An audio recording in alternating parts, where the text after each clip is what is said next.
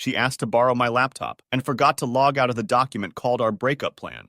I'm sitting here, staring at my laptop screen, and I can feel my heart pounding so hard it nearly rattles my entire ribcage. My eyes keep drifting back to the title of the document, Our Breakup Plan. It's like some twisted joke, except it's my girlfriend's name that appears in the metadata, and references to me scattered throughout the pages. Each bullet point, each paragraph, feels like a stab in my gut. Part of me wants to slam the laptop shut and pretend I never saw it. Another part of me wants to read every excruciating detail, to memorize each carefully plotted step of how she apparently intends to dismantle our life together.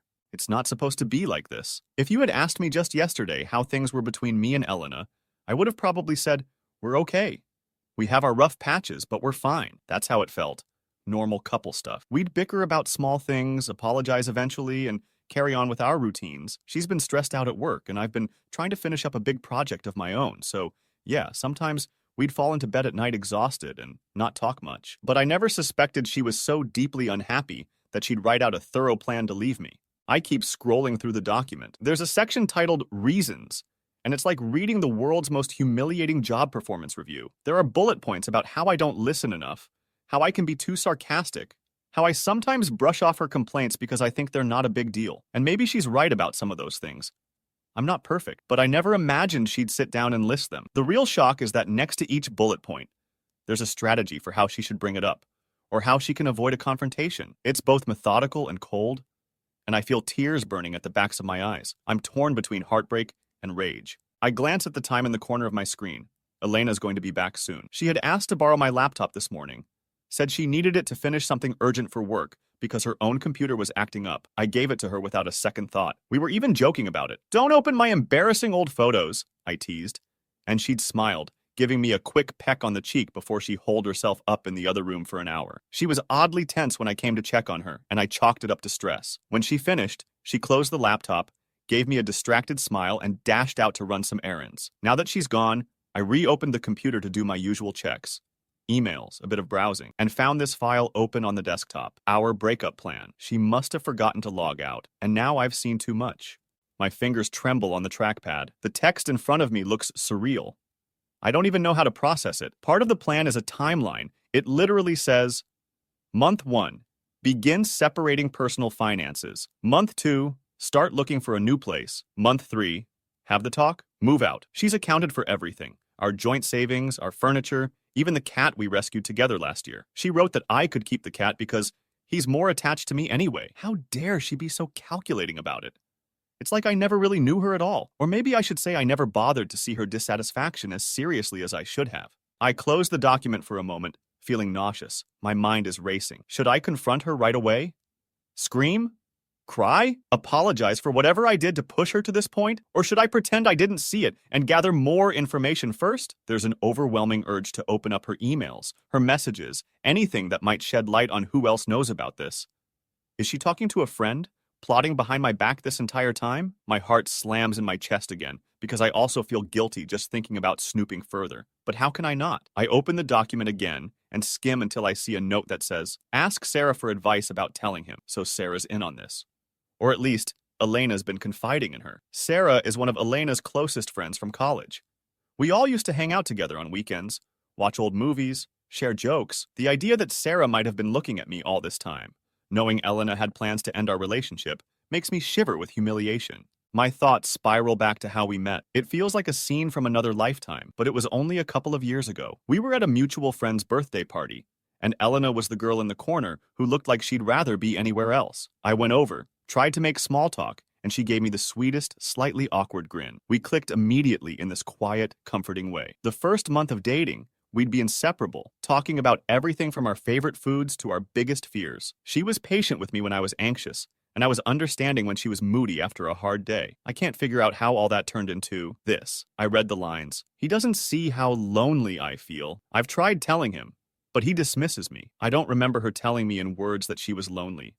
But maybe she did in other ways. Maybe I was too wrapped up in my own tasks to notice. The cat meows, rubbing against my leg, startling me. I realize I'm sitting in silence, hunched over in front of the screen with tears threatening to spill out. I stroke him absent-mindedly and glance at the door. Any minute now, Elena could turn the key in the lock, walk in, and see me reading her innermost thoughts. Thoughts not meant for my eyes. But that's the thing. I have no idea if she meant them to be secret forever or if she intended to share them at the right moment. The plan, as it's written, suggests she was building the courage to leave me. And there I was, clueless, thinking we were merely in a small rough patch. My phone buzzes on the table. It's a text from her. Heading back soon. Need anything from the store? The wave of heartbreak hits me all over again. How can she act so normal? Is she really just buying groceries while I sit here discovering her exit strategy from our relationship? I feel a sudden anger that almost scorches me from the inside. It's a betrayal, obviously, but I'm also furious with myself for being so blind. I type back, "We're good. Just come home safely. It's all I can manage." I can't face her right now, but I also can't just close the laptop and wait. My gaze travels around our living room, our framed photos on the shelf, one of us at the beach, one at my cousin's wedding, one from our first road trip. All these memories are supposed to be stepping stones toward a shared future. Yet she's mapping out how to break away, quietly and methodically. I look back at the screen. I take a breath and let myself read more. Remember to stay calm during the conversation. He tends to escalate conflicts with humor or sarcasm, so don't let him derail the discussion. Focus on your feelings. Be firm. If he gets upset or tries to shift blame, remind him you've tried communicating before. You deserve to be heard. So she predicted I'd handle this poorly. She might be right. I've been known to crack jokes at the worst moments. Sometimes I do it just to keep things from getting too heavy, but maybe that's part of the problem. If she's felt that she can never talk to me seriously, she must have built up frustration for a long time. Still, the tone of the plan is so emotionless, like she can't risk letting me see how torn up she really is. I hear a key in the door, so I quickly close the laptop, stand up, and try to hide the panic on my face. She walks in carrying a grocery bag with oranges, a loaf of bread, a couple of energy drinks. Her eyes meet mine and she smiles. It's a warm smile, the kind she used to give me when we first started dating. I wonder how she can do that. How she can look so at ease. Is she just putting on a show? "How's your day?" she asks, setting down the groceries. "You look tense. Everything all right?" I swallow. I manage a nod. "Just a lot on my mind. Work stuff, you know." She glances at the laptop, which is still on the coffee table. "Thanks again for letting me borrow it earlier. Did you see any weird updates or anything on it?" My heart skips a beat. "Updates? No," I say quietly, then clear my throat. "Why?" She shrugs, looking away too quickly. "Oh, I thought maybe it was running slow or something." We stand there, silent. She's rummaging in the grocery bag, carefully placing items in the fridge. She doesn't notice I'm clenching my fists. I feel like I'm living a double life. In one version, I'm a boyfriend who knows nothing, smiling, nodding, going through daily motions. In the other, I'm the man who's discovered she's prepared to leave him. And this conversation is laced with secrets. I don't say anything else. I can't bear the confrontation yet. The hours blur. We have dinner, some takeout we ordered. She asks about a show we both like. We watch an episode or two while I stare numbly at the screen, barely absorbing the plot. I can't focus. My eyes flick over to her every few minutes, analyzing every expression, every small twitch in her face. She laughs at a funny scene, glances at me when she notices I'm silent. "You sure you're okay?" she murmurs, pressing pause. "You seem off." I make a vague excuse about feeling tired, and she places a gentle hand on mine. It stings somehow, her tenderness. I can't help imagining the part of the document where she wrote about how she wanted to exit gracefully, to not hurt me more than necessary. She's practicing her kindness, or maybe she's genuinely confused because the plan is still in progress. Maybe she hasn't fully decided. Maybe she's worried I'm suspecting something. Eventually, we go to bed. I can't sleep. I pretend to be asleep, though, just so I don't have to talk. I listen to her breathing, softly, next to me. At one point, she shifts closer, lays a hand on my arm. My heart aches. I wonder if this is one of the last times we'll share a bed. If she's going to pack up her things soon, one by one, as the plan suggests. My throat feels tight. I lie awake for hours, thinking about how everything in our life together led to this moment of betrayal and heartbreak. The next morning, Elena leaves for work early. She kisses me goodbye on the cheek. I barely open my eyes, unable to muster the energy to greet her properly. As soon as the door clicks shut, I sit up, fully alert. My mind is swirling with questions. My first impulse is to open the laptop again and reread that document, in case there's a part of it I missed. Some clue that explains how or why she thought this was the only solution. Instead, I open my phone and text my best friend David. "We need to talk. Emergency? Can you meet for coffee?" An hour later, we're in a cafe near my apartment. David looks worried. "You okay, man? You look like death." I sigh, try to speak, but the words feel too big for my mouth. Finally, I manage. "I found a file on my laptop. Elena wrote it.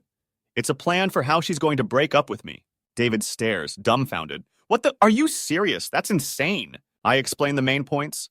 The timeline, the bullet list of my flaws, her fear of confrontation, the instructions to talk to Sarah. He listens, occasionally cursing under his breath. When I finish, he leans back in his chair and rubs his temples. Well, what do you want to do? I slump forward. I don't know. I want to ask her why she felt she had to be so sneaky.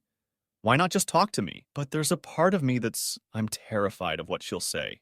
He nods slowly. I get that, but maybe you need to confront it head on. If she's this unhappy, maybe you need to figure out if there's a way to fix it or if it's done. My stomach twists. I just can't believe I'm in this situation. Yesterday I thought we were, well, not perfect, but not at the brink of a breakup. David offers me a lifeline. If you need a place to crash or if you want me to talk to her. No, I interrupt. Thanks, but no, I have to do this myself. I head back home, half expecting Elena to be there, waiting. But the apartment is empty. The hours pass slowly. Around lunchtime, I decide I can't keep this bottled up anymore. I call Sarah. She picks up on the second ring, sounding cheerful. But that changes when she hears my tone. I ask if she can meet me for a quick conversation. She hesitates, but then agrees to see me at a nearby park. It's cold out, a bit breezy, but I need the fresh air. Sarah arrives, wearing a concerned expression. What's going on? You scared me with your message. I try to keep my voice steady. I know about the plan. Elena's plan. I saw the document. I know you know something. Her face pales. She looks away, fiddling with her coat zipper. Okay, I see. So you do know, I say, bitterness creeping into my voice. How long? She exhales shakily. A few weeks, maybe. She's been upset for a while, feeling like you two don't communicate well anymore. She wrote the plan as a coping mechanism. I told her she should just talk to you. I can't stop my voice from trembling. Why didn't either of you come to me? Why let me think everything was normal? Sarah wraps her arms around herself. She was scared you'd dismiss her or laugh it off or, I don't know. She was trying to figure out how to do this without a huge blow-up.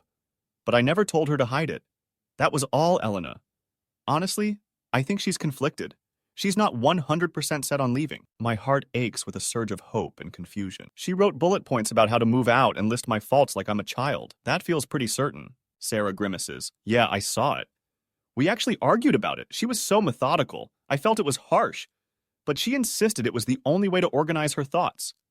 She cares about you, but she's lost. I pinch the bridge of my nose, tears stinging my eyes. I appreciate you meeting me. Please don't tell her I confronted you. But I need to talk to Elena. I don't want to ambush her, but I can't keep pretending. Sarah nods. I understand. I really do hope you guys can work it out. That night, Elena comes home, looking drained. I see her drop her keys in the bowl near the door. She glances up and our eyes lock. I'm standing in the hallway, arms crossed. My heart races. She sets her bag down and walks toward me, searching my face. Is something wrong? I swallow hard. We need to talk. Her lips press into a thin line. Okay, about what? I walk to the living room, motion for her to follow. We sit down. My legs feel like jelly. She tucks a strand of hair behind her ear, studying me. There's a tension in her eyes that suggests she senses what's coming. The moment stretches out, uncomfortable and weighty. Finally, I speak. I know about the document. The one titled, Our Breakup Plan. I saw it on my laptop after you forgot to close it. Her face goes pale in an instant, and she exhales a sharp breath. You read it? I did, I admit. I read it. All of it. Her eyes fill with tears, and she pulls her hands into her lap. Oh my God, I can't believe this, she whispers. I was going to talk to you. I just didn't know how. I feel sick right now. I lean forward, trying to steady my voice, though it trembles. Elena, is this really what you want? To leave me? Because that's what it says. She can't meet my gaze. She keeps looking at the coffee table as tears drip onto her cheeks. I've been feeling for a while like I can't talk to you. Like every time I bring up something serious, you either joke or get defensive. I felt so alone, even though we lived together. And I kept thinking maybe I was overreacting, but the hurt kept growing. And I started writing it all down. It turned into that plan. I wrote it in pieces over weeks. I never wanted you to find it like this. I clench my jaw. Were you ever going to tell me? She nods, swallowing hard. Yes, I swear I was. I was working up to it. That was the point of the plan. To figure out how to say it in a way that you'd listen. I didn't want a big fight. I didn't want us to end in an ugly way. The anger flares inside me. So the solution is to basically strategize my exit from your life? Without giving me a chance to fix things first? She wipes her eyes. I have tried. Maybe not directly, but I dropped hints. And every time you brushed them off, or you told me I was being dramatic, I got tired of feeling dismissed. I wrote everything down because I thought that if I approached it logically, I could protect myself from more disappointment. We sit in heavy silence. My gaze travels around the room to all the signs of our shared life, then back to her tear-streaked face. So what now? I ask. Are you walking out tomorrow? Because that's what it looked like in the document. She shakes her head, trembling. I'm so confused, okay? Part of me wants to go because I'm scared we'll never fix this. But I love you, and I don't want to regret leaving. My heart clenches. You should have just told me you were feeling like this. I'm not a mind reader, Elena. I might be sarcastic, or sometimes I don't handle emotional stuff well, but I'd never want you to feel you have to plan an escape. She exhales shakily. I know, and I'm sorry. This is all my failure to communicate too. It got so big, the fear, that I didn't know how to approach it anymore. I reach for her hand. I'm hurting so much right now.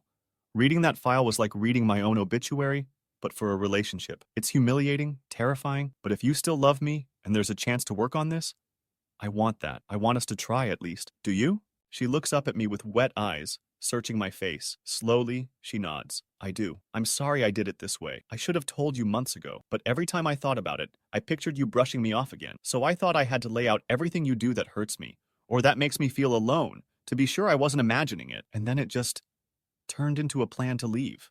I squeeze her hand gently. My voice is raspy with emotion. I'm not going to promise that I can fix every flaw, but I want to do better. To show you that I hear you, that I'm not ignoring you. If you're willing to give us a chance, we can talk this out. Maybe we need a counselor or something, but let's just not toss it all away, unless you really, truly feel like you have to go. She breaks down then, sobbing, folding into my arms.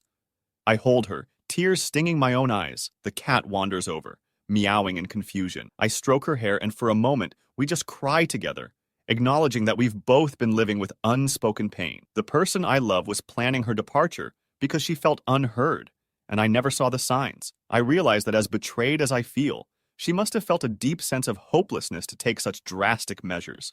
We spend hours talking on that couch. She tells me about the nights she'd lie awake, wanting to tell me how sad she was, but then remembering my dismissive jokes from past conversations. I tell her how I often joked because I was afraid of diving into heavy discussions, afraid I'd say the wrong thing. We speak about the bullet points in her plan.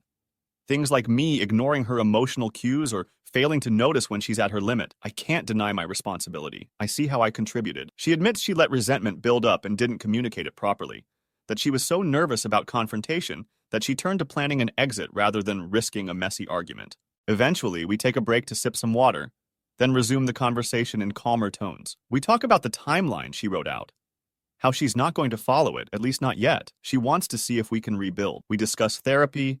We discuss setting aside time every week to just talk without distractions, no phones, no TV. It sounds both promising and terrifying, but there's a weight lifted from my chest knowing she's not walking out the door tomorrow. In the coming days, there are still tense moments. I struggle not to crack jokes whenever I'm uncomfortable. She struggles to trust that I'm really paying attention, but we hold each other accountable. And ironically, that document becomes the launching point for some of the most honest conversations we've ever had. The anger I felt starts morphing into understanding, and I can see how her carefully plotted bullet points, as cold as they seemed, were just the expression of someone who felt powerless. We decide to go to a couples counseling session. On the drive there, I notice Elena's knuckles are white on the steering wheel. She's scared, but I reach over, rest a hand on her knee, and she sends me a fleeting, grateful smile. The session is awkward, especially at first.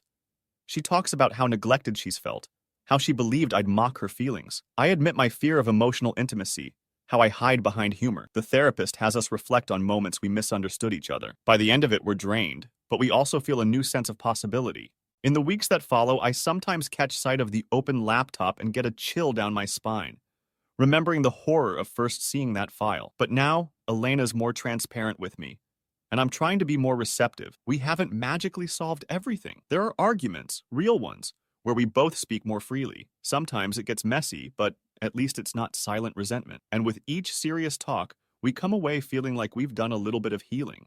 One night, I wake up to find Elena sitting in the living room, the light from the street lamps illuminating her face. She looks pensive. I sit beside her, rub her back gently.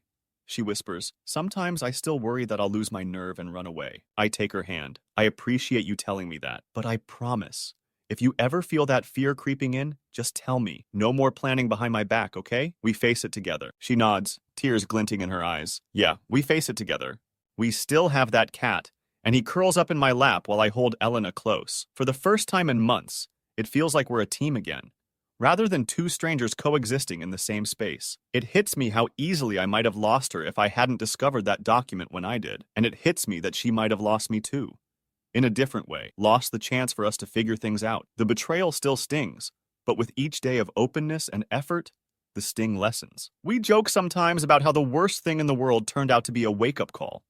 We never mention that plan in detail anymore, but the memory of it hovers as a reminder of how close we came to falling apart. Sometimes, the best catalyst for change is that heartbreak moment, that raw confrontation. There's still no guarantee we'll make it long-term.